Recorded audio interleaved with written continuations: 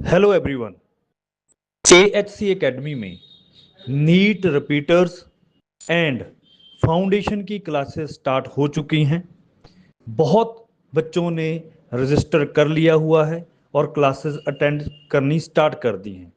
Seats बहुत limited हैं। जल्दी से जल्दी AHC एकेडमी विजिट करें। सवाल था इस टॉपिक से हटकर। अक्सर आप मालेगांव शहर में आते हैं, अढ़ावा बैठक लेते हैं, बहुत अच्छे लोग इससे खुश हैं।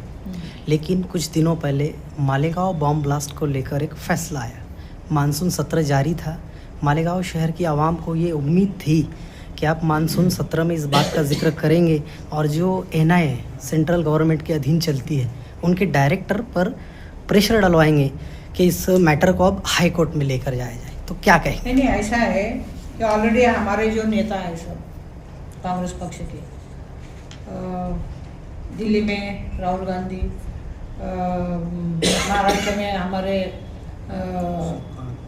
सबका साहब है, महाराष्ट्र प्रदेश के अध्यक्ष, उन्होंने प्रेस ली थी और उस प्रेस में भी बताया था कि जिस तरह से दो खटलों का निकाल लगा है, तो एक के बारे में सुप्रीम कोर्ट को भेजा है और इस मालेगांव का जो बॉम्ब ब्लास्ट का जो निर्णय हुआ है, निकाल लगा है, तो सरकार ने इसको भी सुप्रीम कोर्ट में भेजना चाहिए। राइट। और संसद में जो महीना भर संसद यानी अधिवेशन चला, तो उसमें सिर्फ ऑपरेशन सिंदूर पे चर्चा हुई और एक दिन 0 आवर्स में बात करने के सबको संधि मिली, यानी मेजॉरिटी में।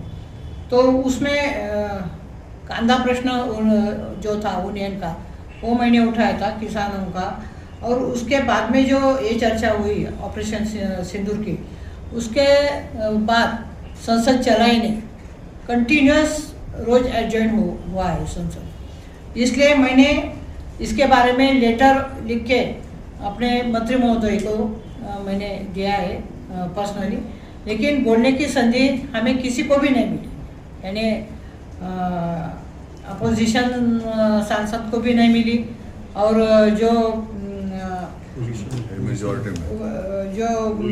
रूलिंग सांसद है उनको भी नहीं मिली। लेकिन अभी जो अगले सेशन चलेगा, हिवाळी अधिवेशन, तो उसमें संधि मिलने के बाद मैं बोलूँगा। मैडम, राहुल गांधी जी का जो अभी अभियान चल रहा है, उसके बारे में आपका क्या कहना है? ये जो राहुल गांधी ने मूल मुद्दे पे प्रश्न उठाया है, किसी ने भी ये सवाल उठाया नहीं कि वोट चोरी का जो मामला है और जो EVM में जो गड़बड़ हो रही है, मतदार यादी जो है उसमें बहुत सारा घोटाला हो रहा है, तो ये सच बात है। इलेक्शन कमीशन को उन्होंने सवाल उठाया है कि ये जो काम है वोटिंग लिस्ट तैयार करना, वो इलेक्शन कमीशन का है। उन्होंने कंप्यूटर के माध्यम से जो भी डबल वोट है वो ढूंढना चाहिए और उनको कैंसिल करना चाहिए, लेकिन ऐसा हुआ नहीं। जो बिहार में अभी चुनाव हो रहे हैं, वहाँ पे एक घर जो है उस वहाँ पे एक ही खोलिए, उसके पते पे 80 लोग वहाँ पे बताया गया है और एक बाप का नाम है, उसके ऊपर 50 बेटे वहाँ पे बताए गए। ऐसा इतने बड़े बड़े, यानी राहुल गांधी ने जो कदम उठाया है उसका सबने स्वीकार किया है। सब लोग बहुत खुश है कि हम जरूर जो घबराते थे चुनाव लड़ने के लिए, लेकिन अभी लोग बोल रहे हैं कि हम चुनाव लड़ेंगे, क्योंकि ये जो है ये बहुत ही भाजपा सरकार ने बहुत घोटाला, वोट चोरी का घोटाला किया है। आपके मतदार संघ में कल या परसों जो है एक निवेदन दिया गया कि मालेगांव सेंट्रल के अंदर कम से कम 35 से 30 हज़ार वोट बोगस है, तो आपने भी चुनाव लड़ा है उसमें? नहीं, ऐसा है कि मालेगांव मैंने चुनाव लड़ा और मालेगांव सेंटर में जो 60 से 65,000 जो मतदार है वो मतदान नहीं कर सके, क्योंकि उनके नाम ही गायब कर दिए गए थे। नहीं तो मैं 50,000 से मैं चुन के आती। ऐसा मेरा कहना है। जो वोट हुए उसमें 30-35 हज़ार वोट ऐसे है कि जो डबल है, एक घर में 25 लोग रह रहे, ऐसा मामला है। नहीं, बोलने को वो कोई भी बोल सकता है, लेकिन प्रूव करना चाहिए ना कि किसके वोट बोगस है और किसने बोगस मतदान किया है। कमिश्नर का अधिकार। हाँ, वो ये काम तो इलेक्शन कमीशन का है। उन्होंने वोटर लिस्ट जो है वो निष्पक्षपणे बनाना चाहिए। ऐसा मेरा है। मैडम, संजय राउत साहब ने एक लेटर दिया कि जो पाकिस्तान का जो मैच हो रहा है उसके ताल्लुक से एक लेटर दिया उन्हें कि ये मैच के बारे में आपका क्या राय है? क्या ये मैच होनी चाहिए? नहीं, मेरे राय में तो ये मैच नहीं होनी चाहिए, क्योंकि हमारा झगड़ा पाकिस्तान से है, तो क्यों हम उनके साथ मैच खेलेंगे। वो लोग हमारे ऊपर आतंकी हमले करते हैं, जो हमले करके पाकिस्तान उनको सहारा देता है। तो ऐसा अगर वो गलत काम करते हैं तो उनके साथ क्यों मैच खेलना चाहिए? खेलना नहीं चाहिए। नहीं खेलना चाहिए। मैडम, आपने कैंसर हॉस्पिटल की मंजूरी लाई थी, तो जगह का सर्वे हुआ कि जगह आपके नज़र में समझ में आई? अभी तक जगह कहाँ पर वो प्रपोजल कैंसर हॉस्पिटल अपने मालेगांव के लिए मंजूर हुआ है, लेकिन जगह का मसला चल रहा है। हमने महानगर पालिका आयुक्त को रिटर्न में दिया है कि 3 से 5 एकड़ जगह मिलनी चाहिए, लेकिन अभी तक वो मैटर नहीं हुआ, हल नहीं हुआ, जगह उपलब्ध नहीं हुई। और मालेगांव के लिए कैंसर हॉस्पिटल हमें करना है, और खासदार निधि में से मुझे अपने लाइब्रेरी और अभ्यासिका ये बनाना है। उसके लिए भी मैंने जगह मांगी है। वहाँ पे मालेगांव में नशाबंदी केंद्र बनाना है, नशा मुक्ति केंद्र बनाना है, उसके लिए भी हमें जगह चाहिए, वो भी मैंने मांगी है। और यानी जो लाइब्रेरी और अभ्यासिका है वो एक मुस्लिम एरिया में और एक हिंदू एरिया में खासदार निधि में से हम बना रहे हैं। मैडम, कैंसर हॉस्पिटल की जगह आप बार बार मांग रहे हैं, उसके बाद भी एकदम आखिरी स्टेज पे आता और नहीं हो जाता उसका, यानी अभी उन्होंने आज एक्चुअली आयुक्त साहब को मीटिंग का बोला था, लेकिन उनके नज़दीक के जो रिश्तेदार है वो गुजर गए, इसलिए वो नहीं आ पाए। इसलिए बाकी के जो अधिकारी हैं उनको सिर्फ रिमाइंड लेटर मैंने दी। 4-5 जगह को तो देखो, वो 4-5 जगह उन्होंने बताया था और भी देखने का है, लेकिन मुझे लगता है कि बहुत जल्द वो जगह मिल जाएगी। किसी के दबाव में आपको जगह नहीं मिल जाती? नहीं, ऐसा तो मुझे कुछ लगता नहीं। मैडम, आपके काम बड़े अच्छे हैं, लोगों से आप मिलते हैं। लास्ट टाइम भी हमने कहा था कि आप ऑफिस यहाँ पर कब कायम करेंगे? आपको चुनकर आने में तकरीबन 1 साल का अरसा होने को है, वहाँ से भी आवामी काम नहीं, हो ऐसा है, मालेगांव में ऑफिस हमें ओपन करना है, लेकिन वो जगह ऐसी चाहिए कि मालेगांव सेंटर और मालेगांव आउटर वो दोनों को सेंट्रली वो जगह चाहिए, वो हम ढूंढ रहे हैं। और मेरा आपका 5 सितंबर मोहम्मद पैगंबर उनका 1500वां जन्मदिन है। 1500 साल 1500 वर्षों का जन्मदिन है। मेरी पैगंबर जयंती पे हार्दिक शुभेच्छा।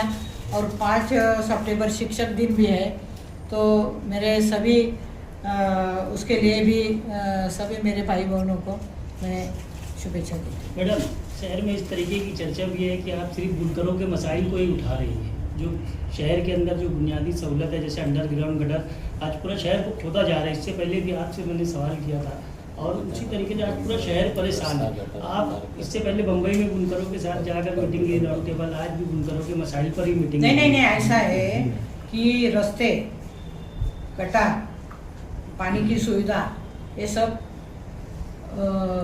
मालेगांव नगर निगम में कारपोरेशन की तरफ से होता है। उसके बारे में आयुक्त साहब के साथ जब भी मीटिंग होती है तो उसके बारे में मीटिंग होती है।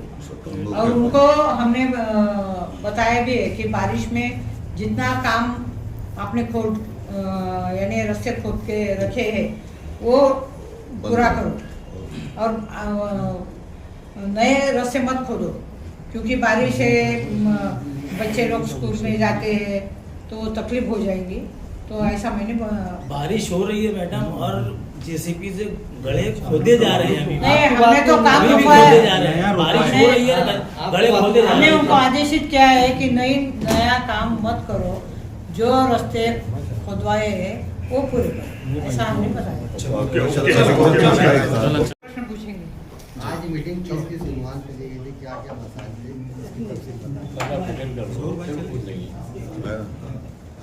आज इस मालेगांव की जो कलकत्ता बिजली है MPSL, तो एक मीटिंग अपने मालेगांव में हुई थी और एक मीटिंग मुंबई में भी हुई और उसके आढ़ावा बैठक आज थी।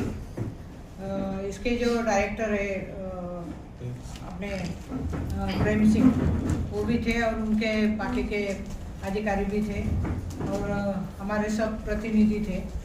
तो जो भी आढ़ावा मीटिंग में मुंबई में जो सब्जेक्ट हुए उसके विषय में उन्होंने क्या क्या कार्यवाही की है उसकी ये मीटिंग थी।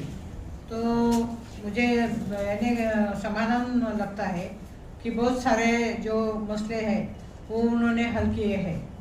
तो उसमें एक जो मसला था कि एक कमेटी बनाएंगे और उस कमेटी की तरफ से हम हर महीने मीटिंग लेंगे और जो भी पावरलूम संस्था है या इधर जो उद्योग है, साइजिंग है, जो घरगुती बिजली है और जो अपने पावरलूम काम करने वाले जो हमारे भाई है उनके क्या क्या दिक्कतें आती है, तो उस हिसाब से जो भी प्रश्न है वो हल करेंगे। तो एक तो कमेटी के बारे में निर्णय हो गया है। दूसरा एमडीशिप के बहुत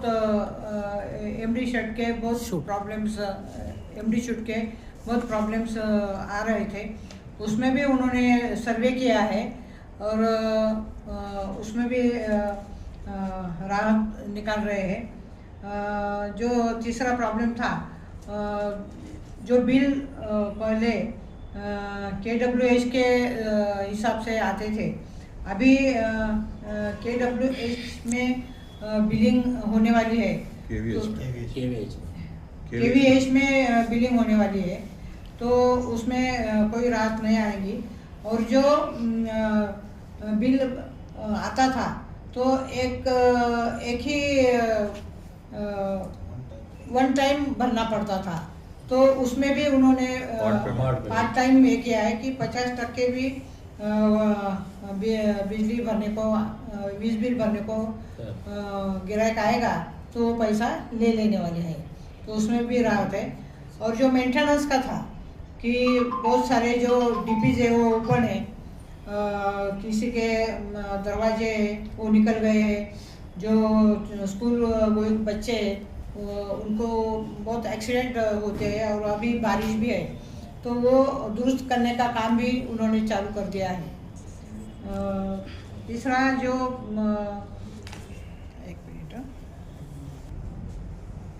कैपिटल इन्वेस्टमेंट जो है, तो 100 करोड़ रुपया उनको उन्होंने वादा किया था। उसमें पहले 62 लाख उन्होंने किया था, अभी 62 करोड़, अभी एक 15 दिन में 69 करोड़ उन्होंने किया है और 100 करोड़ वो जल्द करने वाले हैं। उसमें से उन्होंने HP भी 10 HP अभी कर दी है, हॉर्स पावर वो 20 करने वाले हैं और 25 MVA बढ़ाने का उन्होंने तय किया है। न्यू कनेक्शन भी उन्होंने बहुत सारे दे दिए, लगभग 1300 समथिंग, और सिर्फ 56 बाकी है। 3 फेस में। हाँ, तो वो भी कुछ कागज पत्र जो है वो कम है, इसकी वजह से वो अगस्त में वो पूरे करने वाले, 31 अगस्त तक पूरे करने वाले हैं। जो ओवरलोडेड ट्रांसफार्मर के लिए भी उन्होंने 271 ट्रांसफार्मर नए लगा दिए हैं, और जो बाकी है वो भी 1-2 महीने में वो लगाने वाली है। कमेटी बनाने का तय हुआ है, पार्ट पेमेंट का तय हुआ है। ओल्ड पावर हाउस जो है वो भी उन्होंने खुला कर दिया है। वहाँ पे रोहन यादव, मोहम्मद रेड्डी वो अधिकारी बैठने वाले हैं। वहाँ पे भी बिलिंग लोग भर सकेंगे, क्योंकि पहले दूर जाना पड़ता था। जो भी बिल आता है वो 2.5 लाख से 5 लाख रिवाइज करने के पावर जो है वो श्री प्रेमचंद जो है उनके पास है।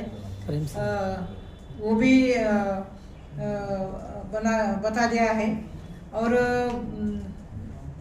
जो मीटिंग आज हुई है उसके मिनट्स भी वो देने वाले हैं, और जल्द से जल्द कमेटी बना के उसके माध्यम से हर महीने वो मीटिंग लेंगे।